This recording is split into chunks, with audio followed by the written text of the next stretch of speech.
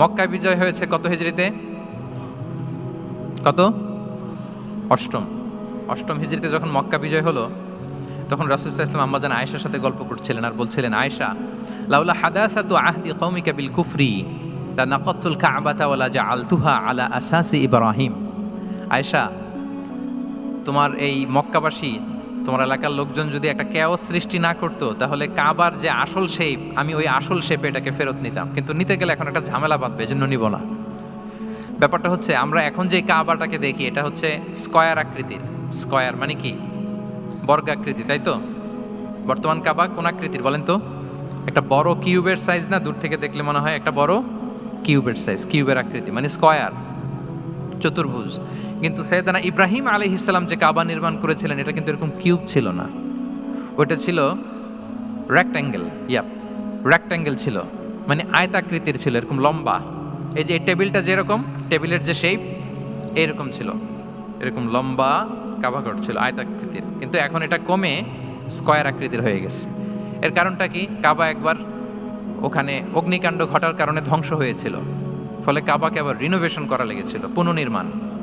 তো কুরাইশরা সিদ্ধান্ত নিয়েছিল, কাবা পুনর্নির্মাণে আমরা কোনো হারাম টাকা ইউজ করব না, যার কাছে যত হালাল টাকা আছে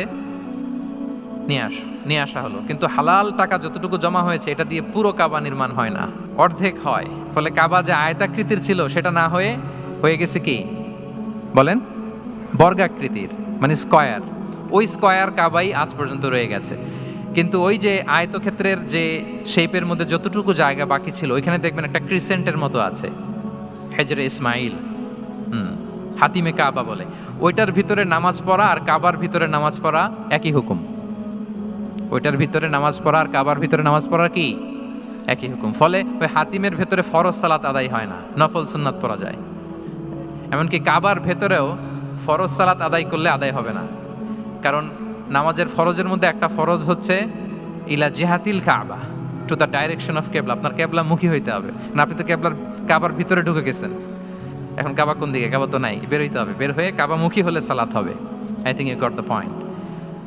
তো তাহলে রাসূল সাল্লাল্লাহু আলাইহি ওয়াসাল্লামের উইজডম বা প্রজ্ঞাটা এখানে দেখেন। আম্মাজান আয়েশা রাদিয়াল্লাহু তাআলা আনহাকে উনি বললেন যে, আয়েশা, মক্কা তো বিজয় হলো, মক্কার কন্ট্রোল তো এখন আমার হাতে। চাইলে আমি কাবাকে ভেঙে সেই ইব্রাহিম আলাইহিস সালামের যে বেইজ, এরকম লম্বা করে শেপ দিতে পারি, কিন্তু দিব না। কেননা দিলে মক্কা একটা ক্যাওস হতে পারে। কি হতে পারে?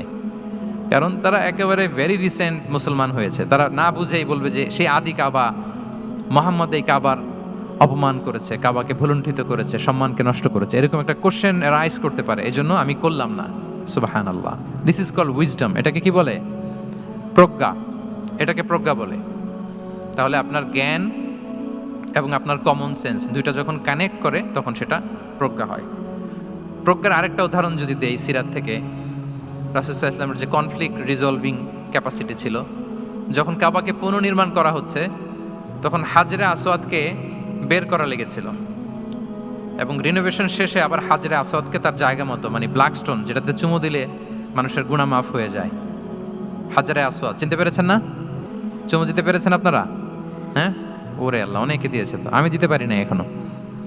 ওখানে যে ভিড় থাকে, ওই ধাক্কি করে মনে হয় যে না, হজ বা উমরার যে মূল অ্যাসেন্স বা স্পিরিট, ওইটা বোধহয় নষ্ট হয়ে যায়। এই জন্য অনেকবার ট্রাই করেও, এবার আমার সাথে একটা 8 জনের গ্রুপ ছিল, খুব নাদুস লম্বা চূড়া। তো বলতেছে, শায়েক আপনার কোনো টেনশন করা লাগবে না, আসেন। তো ওরা যে যেরকম ধাক্কি শুরু করছে, ওইটা দেখি আমার আর সাহস হয় নাই। বলছে যে, ভাই, আমি মাফও চাই, দোয়াও চাই, আমার করা লাগবে না, ওই দূর থেকে ইশারা দিলেই হবে। তো এটা অনেকে ভুল করে ফেলে। অনেক বোনেরা, যাদের জন্য হেজাব নিকাব মেনটেন করা হচ্ছে ফার্স্ট, পর্দার কোনো বালাই নাই, পুরুষের সাথে ধাক্কি করে তার শরীর মিশে যাচ্ছে, গা মিশে যাচ্ছে, ধাক্কি করে একটা সুন্নতের জন্য ফরজকে স্যাক্রিফাইস করে ফেলতেছে। মানে ফোকাস ঠিক নাই আর কি, কোথায় যে কোনটা করতে হবে ওইটাই ভুলে গেছে। তো এই হাজরে আসাদ পাথরকে আবার জায়গা মতো রাখতে হবে। এখন কে রাখবে, এই নিয়ে মারামারি মক্কায়। বড় বড় 4টা গোত্র বলে, এই গোত্র বলে আমি রাখবো, এই গোত্র বলে আমি রাখবো, আরেক গোত্র বলে রক্তের গঙ্গা বইয়ে দেবো মক্কায়, কিন্তু এই সম্মান অন্যকে নিতে দিব না, কারণ ইটস ভেরি প্রেস্টিজিয়াস ইস্যু। যা আমাদের গোত্র এই ব্ল্যাক স্টোন হাজরে আসওয়াদকে নিয়ে জায়গা মতো রেখেছে, এটা কাউকে দিব না। তো সবাই যখন মারমুখী, তখন আল্লাহ রাসূল সাল্লাল্লাহু আলাইহি ওয়াসাল্লাম তিনি সমাধান দিলেন যে, মারামারির দরকার নাই, একটা চাদর নিয়ে আসো। নিয়ে আসা হলো। 4 গোত্রের 4 লিডারকে বললেন চাদরের 4 কোণা ধরো। 4 জন 4 কোণা ধরলো। রাসূল সাল্লাল্লাহু আলাইহি ওয়াসাল্লাম তিনি পাথরটা নিয়ে মাঝখানে রাখলেন। এবার 4 নেতাকে বললো আসো, জাতীয় 4 নেতা চলে আসো, কাবার সামনে চলে আসলো। এরপরে আল্লাহ রাসূল সাল্লাল্লাহু আলাইহি ওয়াসাল্লাম ওনার মোবারক হাত দিয়ে, বরকতময় হাত দিয়ে হাজরা আসওয়াদকে নিয়ে নিজ হাতে রাখলেন। এবার সবাই হ্যাপি, কারণ অংশগ্রহণ করতে পারছে। আসলে সব মূল স্ট্যাটাস কিন্তু চলে গেছে রাসূলের দিকে, নাকি? ওরা তো এটা টাচও করতে পারেনি, পারছে? ওরা চাদর ধরেই হ্যাপি, কিন্তু পাথরটা ধরেছিল কে? রাসূল সাল্লাল্লাহু আলাইহি ওয়াসাল্লাম। চাদরে রেখেছিল কে? রাসূল সাল্লাল্লাহু আলাইহি ওয়াসাল্লাম। চাদর থেকে নিয়ে আবার কাবা ঘরে সেট করেছিল কে? রাসূলুল্লাহ সাল্লাল্লাহু আলাইহি ওয়াসাল্লাম। এভাবে উনি কনফ্লিক্ট রিজলভ করতেন থ্রু হিজ উইজডম, ওনার প্রজ্ঞার মধ্য দিয়ে। আমরা যদি তায়েফের ঘটনা দেখি, রক্তাক্ত হয়েছেন, পাহাড়রক্ষী ফেরেশতারা এসে বলেছে রাসূলুল্লাহ জাস্ট অর্ডার করেন, আমরা কোলাপস করব এমন ভাবে the entire Taif city will be collapsed, একেবারে স্ম্যাশ করে দিব, পাউডার হয়ে যাবে। রাসূল সাল্লাল্লাহু আলাইহি ওয়াসাল্লাম বললেন না, বাল আরজু আন ইউখরিজাল্লাহু মিন আসলাবিহিম মান ইয়াবুদুল্লাহ ওয়াহদাহু ওয়া লা ইউশরিকু বিহি শাইআ। তিনি বললেন না, ওদেরকে ধ্বংস করে দিও না, ওদেরকে ধ্বংস করলে লা ইলাহা পড়বে কে? সুবহানাল্লাহ। কি উইজডম ড্রিভেন ছিলেন উনি। উনি বলেন যে আমি আশা করি, প্রত্যাশা রাখি, দোয়া করি যে ওরা আমাকে প্রত্যাখ্যান করেছে, কিন্তু ওদের যে নেক্সট জেনারেশন, ওরা সাক্ষী দেবে আশহাদু আল্লাহ ইলাহা ইল্লাল্লাহ ওয়া আশহাদু আন্না মুহাম্মাদার রাসূলুল্লাহ। এবং তাই হয়েছে। এখন তায়েফে যান, চারদিক থেকে আল্লাহু আকবার ধ্বনিতে মুখরিত তায়েফ, এবং এত চমৎকার শহর, এটা একটা ট্যুরিস্ট ডেস্টিনেশন হয়ে গেছে। সৌদি আরবিয়াতে যারা যায়, তায়েফ না গেলে লোকদের ভালো লাগে না। ঠান্ডা, সবুজ শ্যামল, রেইনফল হয়, ফলমূল পাওয়া যায়। আব্দুল্লাহ ইবনে আব্বাস রাদিয়াল্লাহু তাআলা আনহুর স্মৃতিধন্য মসজিদ আছে, অনেকগুলো ইউনিভার্সিটি আছে, ইসলামিক ইনস্টিটিউশন আছে। এই যে নয়নাভিরাম তায়েফ, এটা রাসূল সাল্লাল্লাহু আলাইহি ওয়াসাল্লামের উইজডমের ফসল, ঠিক কিনা বলেন? ওই দিন যদি রাগের চোটে বলতো যে হ্যাঁ দাও, স্ম্যাশ করে দাও, তাইলে এই যে যারা শাহাদা পড়েছে, নও মুসলিম হয়েছে, এটা কিন্তু হতো না। তাহলে এটা হচ্ছে রাসূল সাল্লাল্লাহু আলাইহি ওয়াসাল্লামের প্রজ্ঞার একটা উদাহরণ। আর একটা উদাহরণে যাই।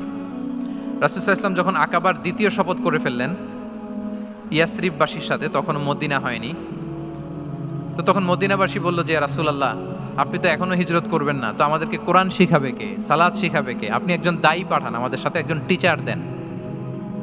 রাসূল সাল্লাল্লাহু আলাইহি ওয়াসাল্লাম তখনও মদিনাতে হিজরতে যাননি, আমাদের সাথে একজন দায়ী পাঠাবেন। তো রাসূল সাল্লাল্লাহু আলাইহি ওয়াসাল্লাম একজনকে দায়ী হিসেবে পাঠিয়েছিলেন। বলেন ওই দায়ীর নাম কি? কি নাম? মুসআব ইবনে উমাইর রাদিয়াল্লাহু তাআলা আনহু, যিনি উহুদের যুদ্ধে শহীদ হয়েছিলেন, উনাকে পাঠিয়েছিলেন। দেখেন, উনি আবু বকর রাদিয়াল্লাহু তাআলা আনহুকে পাঠান নাই, পাঠিয়েছেন ওমর ফারুককে, ওসমান রাদিয়াল্লাহু তাআলা আনহু, আলী রাদিয়াল্লাহু তাআলা আনহু, কাউকে পাঠাইছেন? কারে পাঠালেন? মুসআবকে। এর কারণ হচ্ছে উনি দেখতে খুব স্মার্ট ছিলেন, খুব ড্যাশিং ফেসের অধিকারী ছিলেন, এলিট ফ্যামিলি, মক্কার এলিট ফ্যামিলির একজন যুবক ছিলেন, এবং উনি সবচাইতে দামি দামি পারফিউম কালেক্ট করে ওইটা দিতেন। উনি মক্কার কোনো রাস্তা দিয়ে হেঁটে গেলে লোকজন বুঝতো এই রাস্তা দিয়ে কিছুক্ষণ আগে হেঁটে গিয়েছে মুসআব ইবনে উমাইর। সুবহানাল্লাহ। আমরা বাংলায় বলি না যে আগে দর্শনদারি পরে গুণবিচারী? এই কথাটার সাথে পরিচিত আপনারা? আগে দর্শনদারি পরে গুণবিচারী। আল্লাহ তাআলা এক একজনকে আমাদেরকে এক এক অবয়বে সৃষ্টি করেছেন। হুয়াল্লাযী ইউসাউবিরুকুম ফিল আরহামি কাইফা ইয়াশা। আল্লাহর একটা নাম হচ্ছে তিনি আল মুসাউবির, দ্য ডিজাইনার। মায়ের গর্ভে থাকতেই আমাদের কার চেহারা, কার কণ্ঠস্বর, কার স্কিন কালার, কে কিরকম হব, সব ফিক্স তিনি ঠিক করে দিয়েছেন। এটা আল্লাহর দেয়া। কিন্তু রাসূল সাল্লাল্লাহু আলাইহি ওয়াসাল্লামের উইজডমের ব্যাপার হচ্ছে তিনি আবু বকর রাদিয়াল্লাহু তাআলা আনহু, ওমর রাদিয়াল্লাহু তাআলা আনহু, ওসমান আলী, কাউকে চুজ না করে কাকে পাঠালেন? মুসআব ইবনে উমাইরকে। যে তাকে দেখলেই সবাই আগে পাগল হয়ে যায়, মানে ইমপ্রেস হয়ে যায়। হ্যাঁ, ফার্স্ট ইমপ্রেশনটা তার খুব ভালো, খুব ভালো। উনি মুসআব ইবনে উমাইরকে পাঠালেন, এবং যেই প্ল্যান সেই কাজ। উনি যে পুরো মদিনা কাঁপায় ফেলছেন, মাশাআল্লাহ।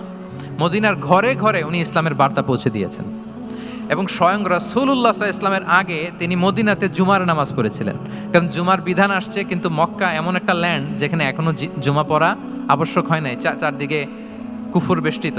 তো রাসূল সাল্লাল্লাহু আলাইহি ওয়াসাল্লাম লোক পাঠিয়েছেন যে জুমার বিধান এসছে, মুসাব তুমি কিন্তু মদিনায় যারা আছে তাদেরকে নিয়ে জুমা পড়ে ফেলো। তো মুসাব রাদিয়াল্লাহু তাআলা আনহু স্বয়ং রাসূলুল্লাহ সাল্লাল্লাহু আলাইহি ওয়াসাল্লামের আগে রাসূল সাল্লাল্লাহু আলাইহি ওয়াসাল্লামের পারমিশন নিয়ে মদিনাতে জুমা কায়েম করে ফেলছে। সুবহানাল্লাহ। এত আস্তে বললে হবে?